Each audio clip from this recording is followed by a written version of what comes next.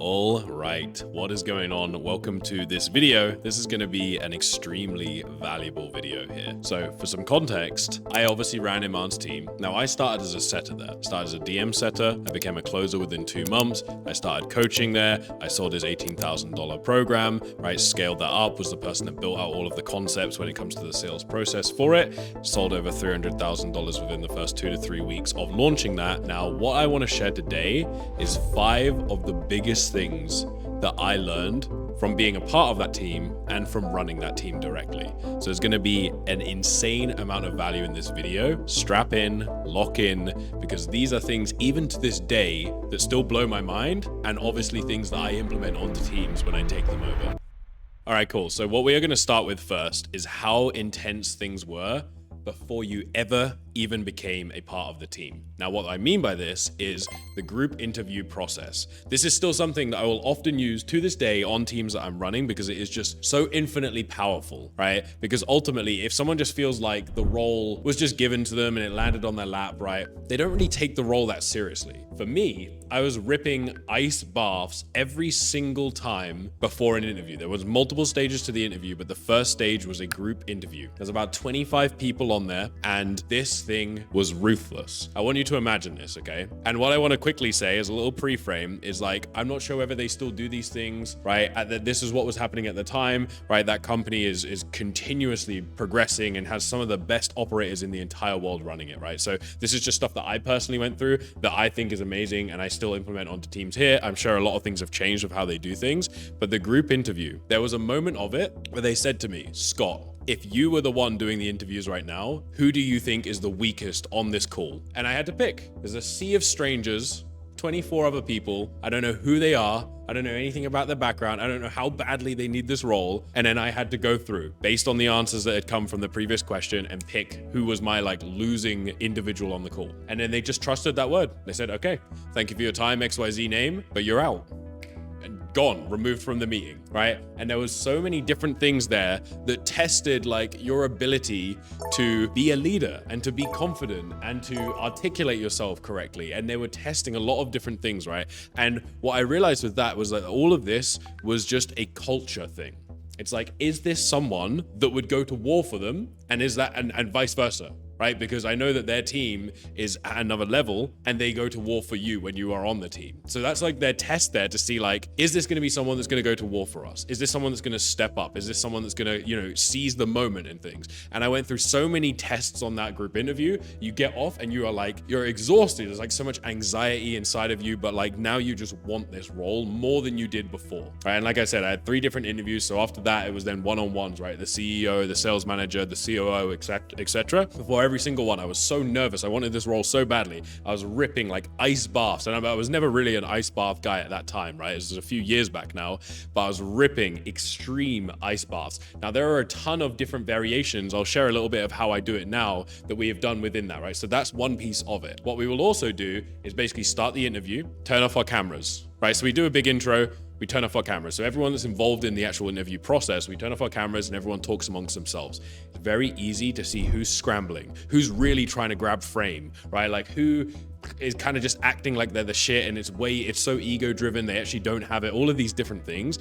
I'm very, very hyper aware during that moment, right? So that's one of the first things. That's how we open the interviews. We immediately know this isn't the right person for our team and we'll get rid of them, right? Then we do the things like what I said there, where we get other people to choose who they feel like is weak on the team. We'll actually do call review segments and we'll get them to do notes and takeaways. We ask very specific questions. We start personality typing. There's a lot of things that we put in process here, and it gives you multiple things: clarity, understanding, who's willing to step up, and then alongside that, we get so much buy-in from the individual, and we basically just get to imagine what would it be like working with this person, and what happens with this, because it's a 25, 30, 40 people on a group interview, we have abundance. And from a sales manager and from an offer owner kind of scaling perspective, abundance is so important because most people hire very, very, very reactively. It's holy shit, this person left, or holy shit, we've got an influx of leads right now. Fucking put a post in a community, get them in, right? It's sure, I've fallen victim to this, right? I've done this. Like when push comes to shove, if you need a stud, you just fucking hope that that person's going to work out. You're like, well, this person seems like a stud. I'll just trust what they say. But it's dangerous. It's risky. A model like this allows you to actually be more streamlined with your time as well, because now you're not going to rip 10 interviews in a day. You're going to do it all in one condensed kind of hour and a half block. So that's one of the first things. And this was like liberating. And ultimately, what do you think happened? I landed on that team and I had such a fire to prove myself. All right. So the next thing that I noticed was that I wanted to become the top, right? And this is a model I want you to install into yourself if you're a sales rep, and this is a model that I install into my sales reps if I'm taking over the team, which is what's the current 4-minute mile and how can I violently decimate that standard? Anything less is not the type of person I want on one of my sales teams. And before I even had that kind of mindset towards it, like at least in the framing of it, like I wasn't thinking this is the 4-minute mile, let me break it. I was very new to sales. I still have always been a fight or flight type of person who wants to just crush it and just kill it and just be the fucking best, right? So I was really ripping, right? So what that looked like is creativity plus volume, right? So I remember distinctly, there's a CA V3, it was called Cart Abandonment V3, all of the old leads, right? And of course you had the Instagram, right? Where you were like outreaching on there. You had like your normal kind of processes, right? Fresh leads, etc. But I wanted to ensure that I am, right? Volume negates luck, right? The Alex Hormozi kind of thing. I wanted to rip such violent volume. So I would just bang through CAV3. Like no one else was doing that on the team to the degree that I was. Now what I done was I got creative with it as well. If you record a voice note on WhatsApp and then you go onto web.whatsapp.com, right, on that like login, not on the app, you can download that. It downloads it as a .ogg file. You can then take that, you can drag it into any chat and send it and it will come through as a normal voice note. Now, what do you think I done? Hey, it's Scott here. I wanted to take the time here to personally reach out to you. I'm actually on Iman's team and, right, really personalized feeling, right? Obviously, I'm not giving their name. I'm not saying their name. So it feels personal, but actually it's just very automated. And I would take it and I would boom, just drag, drop, and I would just rip my way through hundreds and hundreds and hundreds of leads. Now I want to be clear here. WhatsApp is a little different these days. You have to be a bit careful. You will very easily get your WhatsApp shut down. You can still do this, but you have to do it with balance and ensure that you're prompting a response, right? Simply reply why, and I'll send you this, or I'll shoot this thing across, or I'll guide you through this, right? Or little like CTAs so that we get good response rate, because otherwise if you don't get response rate, WhatsApp notices it and you get flagged. The other thing you have to be careful of is if people report you, you will also get flagged. However, WhatsApp bans are normally very temporary, so name of the game, right? But my goal there was like, take a process, improve the fuck out of it, and then get very, very creative with it. And there was a lot of things during my time on Iman's that I got creative with. I wanted to figure out what's different ways that I could approach this, right? What could I send them? How could I get them in the hook? What's little openers I can test? Like I was really very data driven and split testing like crazy. So that's one of the second things I learned is like come in with the CEO mindset. And I have this saying on my teams, which is where it all came from, which was from being on Iman's team, which is be the CEO of your own role. People are going to do things a certain way. And to a degree, it's probably pretty proven, but you shouldn't be afraid to figure things out and test things, right? And as long as you're methodical with it, you can really take things to the next level, right? So there's a site, I believe it's called tallycount.app, where you can literally set up different boxes and you can kind of manually like boom, boom, boom, boom, boom, like add 1, 2, 3, 4. So I done that to track my outreach. Okay, outreach method, right? I'm doing this outreach method, let's say voice message on WhatsApp, sent 1, sent 2, sent 3, right, on a different monitor. I was just tracking it and I was tracking responses, right? And then I would do a different outreach method. And across a week, I could physically see this was the inputs of this method and this was the outputs from that. This was the inputs of this method and that was the outputs of this. And then CEO of your own role, I now know this is the one that brings me the best results. So that's the one that I'm going to pour more of my time into. Okay. So this is what I mean when I say like, get creative. The best thing that I see for sales reps on my teams is that they say, hey, like I had an idea. What are your thoughts on it? And I'm like, boom, I love it. Fucking do it. And to be honest, I don't even like within reason, as long as it's ethical, I don't even need to green light it. I'm okay with you doing stuff as long as it's ethical, that will be creative, because that's exactly what I done. Okay. So that was the second thing that I learned is like really looking at what's there and tailoring it, tweaking it and improving it and getting creative, okay? And from this is really where history got made, right? That's where I found my love for sales. And within a couple of months, I became a closer. And there was certain thresholds you had to hit to become a closer. There was certain timelines. There was all these different things. And they kind of got bent to bring me up to closer. And there was other people transparently on the kind of waiting lines of it that didn't get that role. And it definitely stirred things up a bit on the team. But not to brag, they made the right decision, because there's no way that I was going to do that and not be committed to mastery and fucking kill it on there. So I remember the COO, Max, who is genuinely one of the strongest operators I've ever had the pleasure of working with. Every Friday, hey guys, I know you're getting bored, right? Who do you think is the top closer this week again?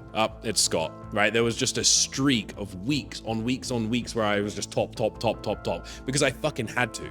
There was no other choice. I needed that shit, okay? And that all came because I had this creative mindset already, and then I had this very much like commitment to mastery kind of phase. So I spent all of this time building blocks, and now I had some of the skill set in place, so now I just wanted to escalate to the highest amount. So now I'm ripping open like massive calendars, right? Like loads of availability, getting creative with it, taking all of the obsession that I had put in place, like reviewing calls all the time, like going through training resources, investing into myself, doing all of the things that you need to do and you should do. Every fucking investment I've ever made into myself in terms of skills or like some type of learning lesson or mentor or anything like that has grown me, right? People always argue, oh, I invested into this thing and it wasn't the best. It's like, I don't give a shit. If there's one golden nugget, it will change your life, truly. Okay, so the best thing you can do is just invest into yourself, right? And I embodied that so heavily with Iman as well. So the third lesson, and this is a very common saying, which is like leaders go first, okay? So even when I became the sales manager, I then obviously was out of the ring a little bit from closing. And then obviously the 18K program got launched. At the time it was called 8-figure license. Now I believe it's called Quantum. I was the one who launched that, right? Now it'd been a little bit since I'd been in the ring. I was a little rusty by that stage, right?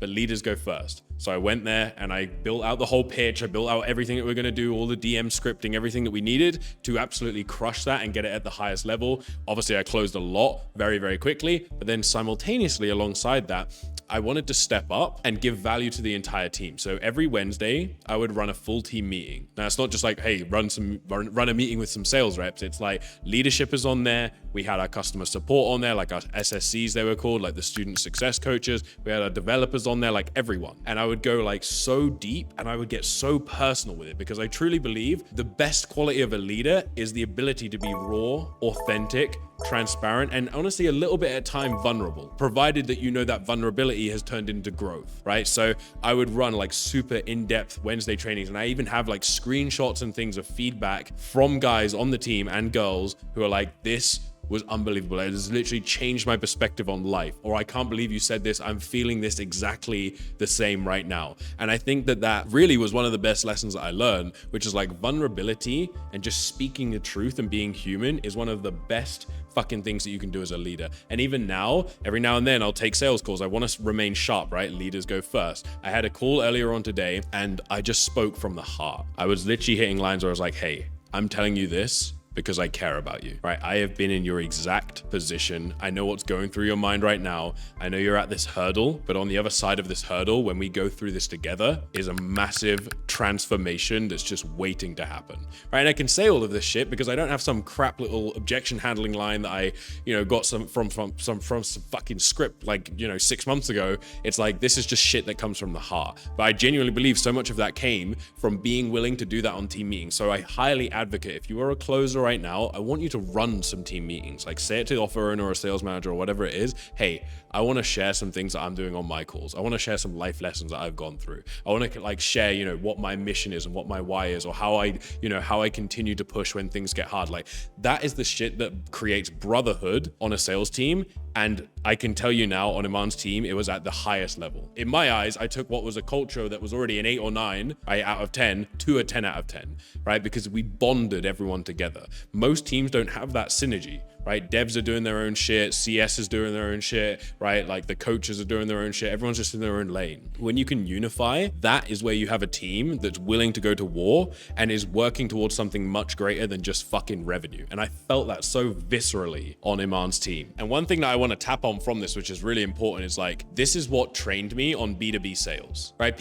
Like I physically hate people that say like B2C and B2B, like it's basically the same. It's pretty much similar. It's like, it's not. It's really fucking not. If you get excited by business and you have good business acumen and you can just shoot fucking straight from the hip and you have a raw, authentic conversation with a business owner, you can close anyone. I'm not going to name drop because I don't know if I can and if it's compliant, but I closed some fucking titans on the 18K program. And these are the kind of people where you doubt yourself. Well, why would this guy want to buy from me? Like, who am I? I only make, 10K, 20K, whatever a month. This guy's making 500K a month. It's like, it doesn't matter. They're on a call with you. Let's just fucking have a transparent conversation. My opener for that offer, which I worked on, was literally just so down to earth. Hey, brother, like, I know you're crushing it in the game of business, but as you know, right, there's levels to the game. I'm not here to pull out your pain points, right? Like, I'm sure you're very aware what's going to be the biggest needle moving things in your business right now. And we're super hands-on with this. So we're just going to have a raw conversation about what will take your business to the next level. And then I will just show you everything that we've got going on here and how we can actually make that happen.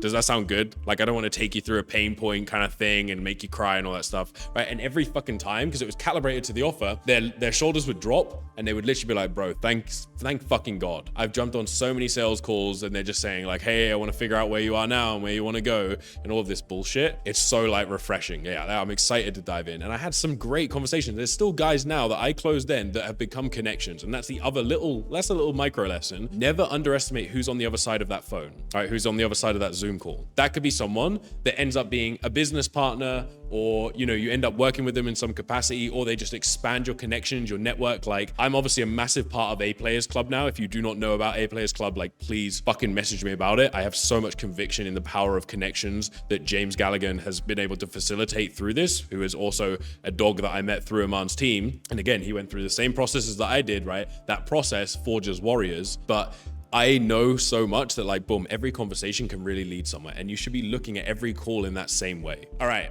And then the next one that I want to hit, okay? And I hope I'm okay to share this one. Daly, who I respect more than anything, right? And I've had some great calls with him since being a part of Iman's team. This guy is just another insane operator. But at the time, he had a saying, which was something, and this is not like verbatim, but something to the effect of like, joining this team, we move with fucking speed, right? And this is like jumping onto a moving bullet train whilst putting coke up your nose, right? And at the time, obviously, it's kind of humorous, right? And it gives you a very strong visualization of what to expect. But I almost underestimated what that was truly like. And now that I've worked with plenty of other offer owners, I really know what they mean. Most offer owners don't know what speed truly means. They're stressed, they think they're moving fast, but they're overthinking every fucking critical business decision. And ultimately, their business is stagnating as a result of it. Whereas with us, it was a case where it was like, if someone wasn't a good fit, they're going to get fired very quickly, right? If we want to put a new system in place, we're going to implement it very quickly. If there isn't a system in place that could be there, we're going to custom code it and build it our fucking selves. I've literally seen that with events where we just